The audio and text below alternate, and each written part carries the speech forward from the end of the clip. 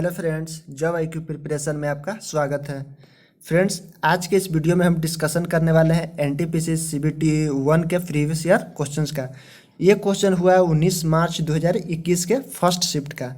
और फ्रेंड्स, इस शिफ्ट में जितने भी जीएस के क्वेश्चन पूछे गए थे उन सभी क्वेश्चंस के स्टडी करेंगे और इसके साथ ही साथ उसके से रिलेटेड जितने भी की पॉइंट्स हैं उन सभी को बारे में भी पढ़ेंगे।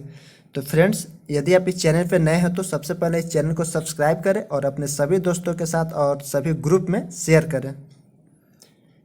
फ्रेंड्स, फर्स्ट क्वेश्चन इसमें पूछा गया है कि वह डिवाइस या प्रोग्राम क्या कहलाता है जो कंप्यूटर को टेलीफोन और केबल लाइनों पर डेटा संचारित करने में सक्षम बनाता है। उस डिवाइस को क्या कहते हैं? तो फ्रेंड्स, इसे कहा जाता है मोडेम। मोडेम और मोडेम का जो पूर्ण रूप होता है वो होता है modulator demodulator. Modulator demodulator. Next question है कि किसी वस्तु पर विद्युत आवेश की उपस्थिति का पता लगाने के लिए कौन सा उपकरण का प्रयोग किया जाता है? तो ये उपकरण है इलेक्ट्रोस्कोप। इलेक्ट्रोस्कोप। उसके बाद है नेक्स्ट है भारत का प्रथम उपग्रह कौन था जो पूर्ण रूप से भारत में डिजाइन एवं निर्मित किया गया था और इसे 19 अप्रैल 1975 को कॉस्मोस 3M नामक एक रूसी अंतरिक्ष यान द्वारा प्रक्षेपित किया गया था। उस उपग्रह का नाम क्या था? तो ये था आर्यभट्ट। आर्यभट्ट। और इसे कब छोड़ा गया था? 19 अप्रैल 1975 को। फ्रेंड्स, एप्पल था जो भारत का प्रथम संचार उपग्रह था। एप्पल भारत का प्रथम संचार उपग्रह था जिसे 1981 में छोड़ा गया था। अगला प्रश्न है भारतीय राष्ट्रीय उपग्रह प्रणाली इनसेट, इसके बारे में कथन दिया गया है और पूछा गया है कि कौन सा कथन सत्य नहीं है। तो जो पहला कथन है कि वे मौसम पूर्वानुमान के प्रयोजनार्थ डिजाइन किए गए थे, तो ये सही है। इनसेट श्रृंखला के लिए यूरोपीय प्रक्षेपण यानों का उपयोग किया गया है, तो फ्रेंड्स ये भी कथन सही है। संचार उद्देश्य के लिए डिजाइन किए गए थे, तो फ्रेंड्स ये भी सही है। इस क्वेश्चन का राइट आंसर है ऑप्शन डी। इसकी जो शुरुआत हुई थी ये हुआ था 1982 में। 1982 में।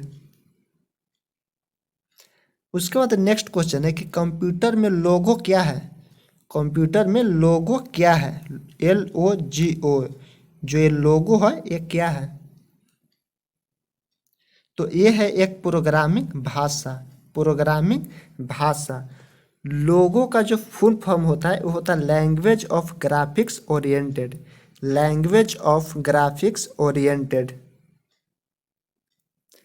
अब नेक्स्ट क्वेश्चन है और इसमें पूछा गया है कि वेब पेज किस भाषा में लिखा जा सकता है? वेब पेज किस भाषा में लिखा जा सकता है? तो ये लिखा जा सकता है HTML में। HTML में। और HTML का पूर्ण रूप होता है hyper text markup language. Hyper text markup language. उसके बाद क्वेश्चन नंबर 7 और इसमें पूछा गया है कि इंद्रधनुष एक प्राकृतिक परिघटना जो क्या दर्शाती है? तो फ्रेंड्स, इंद्रधनुष बनता है प्रकाश के वर्ण विक्षेपण से। प्रकाश के वर्ण विक्षेपण से। अब है क्वेश्चन नंबर 8। इसमें पूछा गया कि पुरुष मानव शरीर के किस अंग को एडम का एप्पल कहा जाता है? यानी मानव शरीर का वह कौन सा अंग है जिसे एडम का एप्पल कहा जाता है? तो फ्रेंड्स ये है कंठ या टेंटुआ। कंठ या टेंटुआ।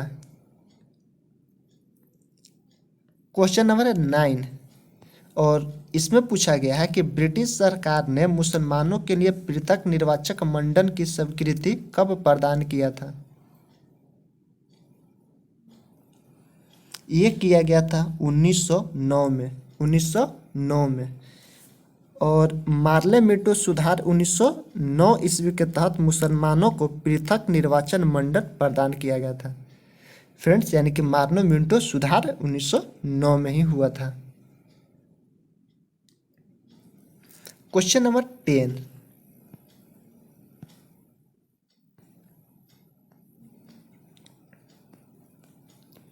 भारत में NSSO किस मंत्रालय के अधीन कार्य करता है? NSSO किस मंत्रालय के अधीन काम करता है? तो फ्रेंड्स, ये करता है सांख्यिकी एवं कार्यक्रम कार्यान्वयन मंत्रालय। और NSSO का फुल फॉर्म होता है national sample survey organisation. National sample survey organisation, इसकी स्थापना हुआ था 23 मई 2019 को। NSSO और CSO को विलय करके NSO बना दिया गया। 23 मई 2019 को NSSO और CSO को मिलाकर NSO बना दिया गया। और यह किस मंत्रालय के तहत कार्य करता है? तो सांख्यिकी एवं कार्यक्रम कार्यान्वयन मंत्रालय। उसके बाद नेक्स्ट है कि भारतीय संविधान का जो अनुच्छेद 371A है वो कौन सी राज्य को विशेष दर्जा प्रदान करता है?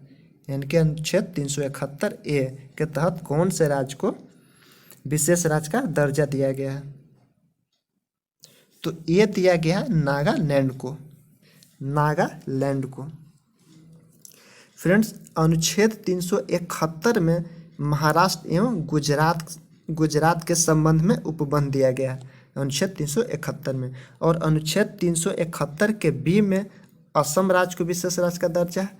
अनुच्छेद 371 के सी में मणिपुर को विशेष राज्य का दर्जा दिया गया है। अगला प्रश्न है, इसमें पूछा गया कि राज्यसभा लोकसभा द्वारा पारित वित्त विधेयक को कितने दिन तक विलंबित कर सकती है? तो ये 14 दिन तक विलंबित कर सकती है। अनुच्छेद 110 में धन विधेयक को दिया गया है। अनुच्छेद 110 में धन विधेयक को परिभाषित किया गया है। और ये धन विधेयक सबसे पहले लोकसभा में ही लाया जाता है। फ्रेंड्स, धन विधेयक को सबसे पहले लोकसभा में प्रस्तुत किया जाता है। अगला प्रश्न है कि लेटेराइट मिट्टी किस तरह के क्षेत्र में विकसित होते हैं? फ्रेंड्स, ये विकसित होते हैं उच्च तापमान एवं भारी वर्षा वाले क्षेत्र में। कागज का आविष्कार किसने किया? कागज का आविष्कार किसने किया? तो ये किया गया कै लून के द्वारा। कै लून के द्वारा। और कै लून ने 202 ईसा पूर्व में हान राजवंश के समय में कागज का आविष्कार किया था। और कागज का आविष्कार सबसे पहले चीन में हुआ था। कागज का आविष्कार सबसे पहले चीन में हुआ था। कै लून ने 202 ईसा पूर्व में हान राजवंश के समय में इसका आविष्कार किया था। क्वेश्चन नंबर 15 है कि किस स्थान पर गौतम बुद्ध ने आत्मज्ञान प्राप्त किया था? तो ये किया गया था बोध गया में। बोध गया में। गौतम बुद्ध का जन्म 563 ईसा पूर्व में कपिलवस्तु के निकट लुम्बिनी वन में हुआ था, जिसको आधुनिक रूप में रुम्नी देई भी कहा जाता है। अब क्वेश्चन नंबर 16 और इसमें पूछा गया कि ब्रेल लिपि किस पर आधारित है? ब्रेल लिपि किस पे आधारित है? तो ये आधारित है बिंदु पे। बिंदु पे। और ब्रेल दिवस कब मनाया जाता है? फ्रेंड्स, ब्रेल दिवस 4 जनवरी को मनाया जाता है। ब्रेल दिवस 4 जनवरी को मनाया जाता है। अगला क्वेश्चन है कि निम्नलिखित में से कौन सा पश्चिमी घाटों के लिए प्रयुक्त एक स्थानीय नाम नहीं है? तो फ्रेंड्स, इसका राइट आंसर है ऑप्शन सी, तमिलनाडु की इलायची की पहाड़ियाँ। तमिलनाडु की इलायची की पहाड़ियाँ। जो सह्याद्री है वो है पश्चिमी घाट को महाराष्ट्र, गोवा एवं कर्नाटका में सह्याद्री कहा जाता है। पश्चिमी घाट को महाराष्ट्र, गोवा एवं कर्नाटका में सह्याद्री कहा जाता है। और पूर्वी घाट और पश्चिमी घाट के मिलन बिंदु को नीलगिरी की पहाड़ी स्थित है। जो दक्षिण में पूर्वी घाट है और पश्चिमी घाट है, दोनों के मिलन बिंदु पे नीलगिरी की पहाड़ियां हैं। दक्षिण भारत की सर्वोच्च चोटी कौन सी है? तो ये है अन्नामुडी। अन्नामुडी जो अन्नामलाई पर्वत की सर्वोच्च चोटी है। अब क्वेश्चन नंबर 18। क्वेश्चन नंबर 18 में पूछा गया है, एक कथन दिया गया है और पूछा गया है कि यह कथन किसका है। संयुक्त राष्ट्र का गठन मानवता को स्वर्ग में ले जाने के लिए नहीं, बल्कि इसे नरक से बचाने के लिए किया गया था। ये संयुक्त राष्ट्र के बारे में बोला गया, तो ये किसने कहा था? ये कहा गया था डैग हैमर स्कॉल्ड के द्वारा। डैग हैमर स्कॉल्ड के द्वारा। फ्रेंड्स, डैग हैमर स्कॉल्ड थे जो 1953 से 1961 के बीच यूएनओ के महासचिव रहे थे।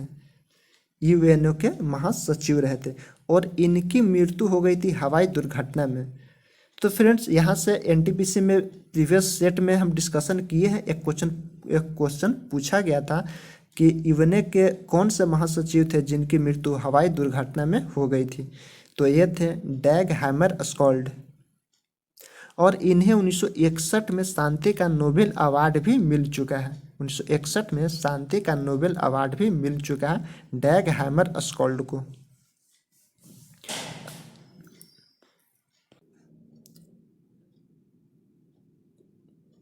क्वेश्चन नंबर है 19 और फ्रेंड्स, इसमें पूछा गया कि अंतर्राष्ट्रीय न्यायालय के न्यायाधीश कितने वर्षों के लिए निर्वाचित किए जाते हैं। तो फ्रेंड्स, ये किए जाते हैं 9 वर्ष के लिए। कितने वर्ष के लिए? 9 वर्ष के लिए। और अंतर्राष्ट्रीय न्यायालय में भारत के न्यायाधीश हैं अभी वर्तमान में दलवीर भंडारी। दलवीर भंडारी।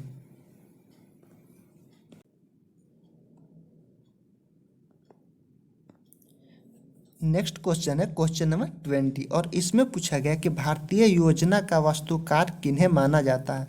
भारतीय योजना का वास्तुकार किन्हें माना जाता है?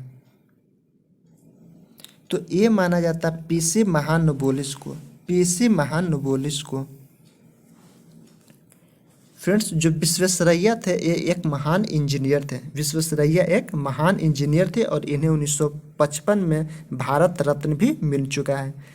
और जो इंजीनियर दिवस मनाया जाता है भारत में, वो मनाया जाता है 15 सितंबर को, विश्वेश्वरैया के जन्म दिवस के अवसर पर ही। विश्वेश्वरैया जी का जन्म दिवस के अवसर के रूप में 15 सितंबर को इंजीनियरिंग दिवस मनाया जाता है और 1955 में भारत रत्न मिल चुका है विश्वेश्वरैया को।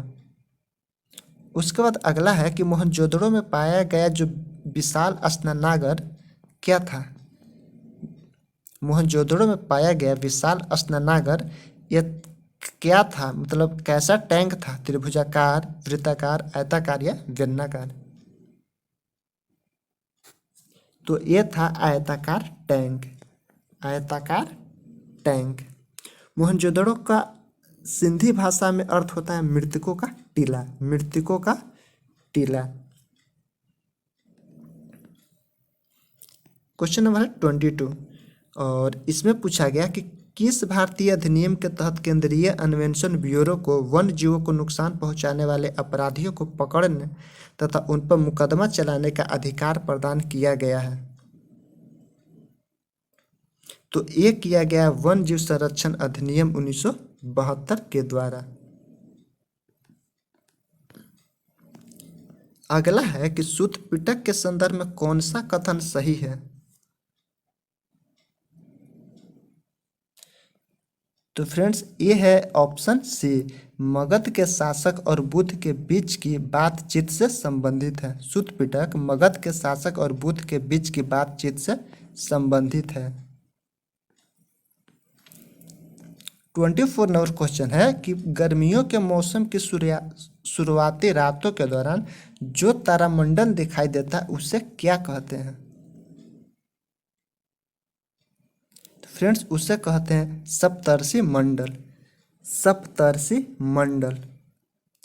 भारत में एकीकृत बाल विकास सेवा का आरंभ किस वर्ष किया गया था? तो फ्रेंड्स ये किया गया था 1975 में। 1975 में। नेक्स्ट क्वेश्चन है कि संयुक्त राष्ट्र सुरक्षा परिषद के अस्थायी सदस्य कितने वर्षों के लिए निर्वाचित किए जाते हैं?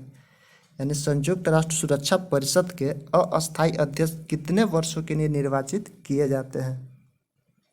तो ये किया जाता है 2 वर्ष के लिए। 2 वर्ष के लिए।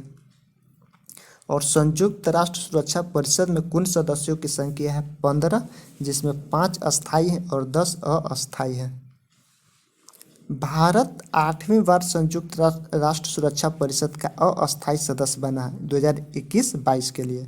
भारत 8वीं बार संयुक्त राष्ट्र सुरक्षा परिषद का अस्थायी सदस्य बना है। 27 नंबर में है, निम्नलिखित में से कौन सी सूखा प्रबंधन क्षेत्र कार्यक्रम की विशेषता नहीं है? तो फ्रेंड्स इसका राइट आंसर है ऑप्शन बी। इसे 5वीं पंचवर्षीय योजना के दौरान शुरू किया गया था। ये फ्रेंड्स गलत है, यानी कि ये विशेषता नहीं है, इसलिए इस क्वेश्चन का राइट आंसर है 27 का बी। क्योंकि ये था जो सूखा प्रबंधन क्षेत्र कार्यक्रम, ये शुरू हुआ था 4थी पंचवर्षीय योजना में। 4थी पंचवर्षीय योजना में।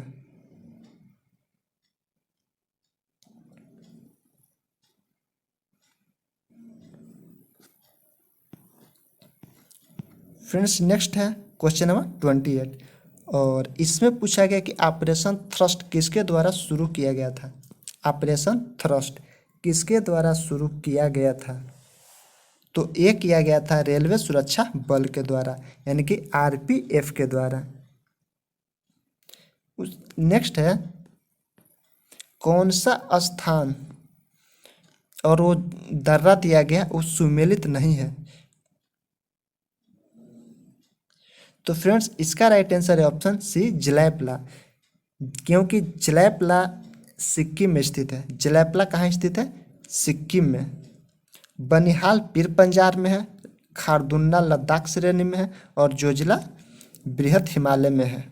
और जलैपला कहाँ में है? सिक्किम में। 30 नंबर क्वेश्चन में है कि निम्नलिखित में से कौन सा विषय समवर्ती सूची के अंतर्गत आता है? समवर्ती सूची के अंतर्गत आता है कौन सा विषय? तो ये है वन। 31 नंबर में है कि भारतीय रेलवे ने विविध संस्कृतियों के लोगों को एक साथ लाकर भारत के स्वतंत्रता संग्राम में योगदान किया था। यह किसका कथन था?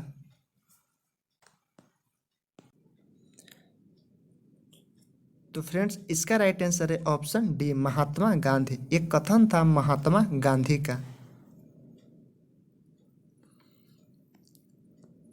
अब क्वेश्चन नंबर 32 है और इसमें भी पूछा गया है कि यह कथन किसका है? स्वराज मेरा जन्मसिद्ध अधिकार है और मैं इसे लेकर ही रहूंगा, यह किसने कहा था? तो ये कहा गया था बाल गंगाधर तिलक के द्वारा। बाल गंगाधर तिलक के द्वारा। क्वेश्चन नंबर 33 है कि विश्व भर में प्रतिवर्ष अंतर्राष्ट्रीय सांकेतिक भाषा दिवस कब मनाया जाता है? अंतर्राष्ट्रीय सांकेतिक भाषा दिवस तो ये मनाया जाता है 23 सितंबर को। 23 सितंबर को। भारत के इनमें से किस रेलवे स्टेशन पर प्लेटफॉर्मों की संख्या सर्वाधिक है? 4 ऑप्शन दिया गया और 4 में से किस स्टेशन पर प्लेटफॉर्म की संख्या सर्वाधिक है? तो ये है Howrah junction. Howrah junction. 35 number question में पूछा गया कि प्रख्यात शास्त्रीय नृत्यांगना शोभना नारायण किस शास्त्रीय शैली से संबंधित है? शोभना नारायण।